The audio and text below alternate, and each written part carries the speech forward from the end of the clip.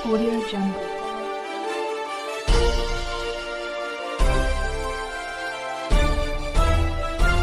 Audio Jungle.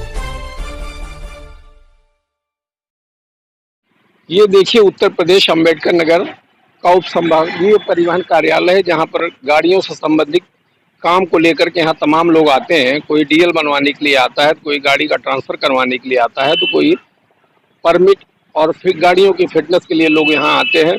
अगर आपने counter पर उनके मुताबिक जो तयशुदा रकम वो आपने दे दिया, तब तो आपकी बल्ले बल्ले बहुत आसानी से आपका काम कर दिया जाएगा। अगर आप नहीं देते हैं तो आपको इतना दौड़ा जाएगा कि हो सकता है आपकी चप्पलें तक घिस जाएं। और इसी तरीके का एक वाकया हुआ।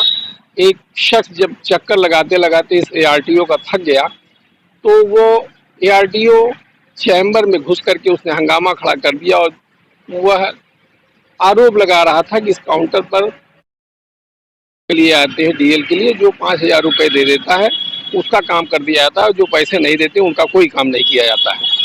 तो आप पहले इस तस्वीर को देख लीजिए, फिर उसके बाद हम दिखाते हैं आपको कि किस तरीके से आरटीओ ने एक्सेप्ट किया कि अप्रत्यक्ष रूप में कि पैसे यहाँ पर लिए जाते हैं।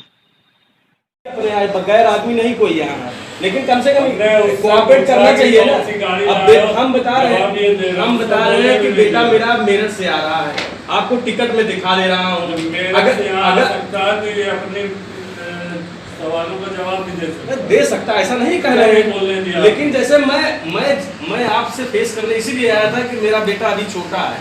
अब ये 18 साल हो गया है। 18 साल हो गया तो छोटा नहीं रहा। आप जब बेटा चाहे जिसका हो, आपका भी बच्चा जो है आपके लिए बेटा ही होगा, वो पिता नहीं हो पाएगा कभी। ये हम अपने पिता के बच्चे हैं तो हम भी बच्चे ही रहेंगे। पूर्ण बात करिए, ऐसा थोड़ी आपका लग रहा है कि ऐसा नहीं बनाएंगे, लाइसेंस नहीं बनेगा का? आप यही लाइसेंस हो, आप जब कहिए तब बनवा के दिखा दे, 5,000 दे देंगे। हाँ बस हो जाएगा। यही आप सिस्टम से नहीं करेंगे। आपके ड्रॉज में थी 24 को। अरे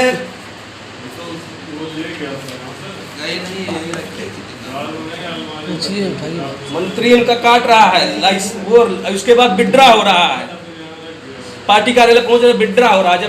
जब आप मंत्री जी की हालत है, जयशंकर सिंह नहीं काटे थे वहां वाला चालान, फिर सामने साम बच हो गया, तो ये सब तो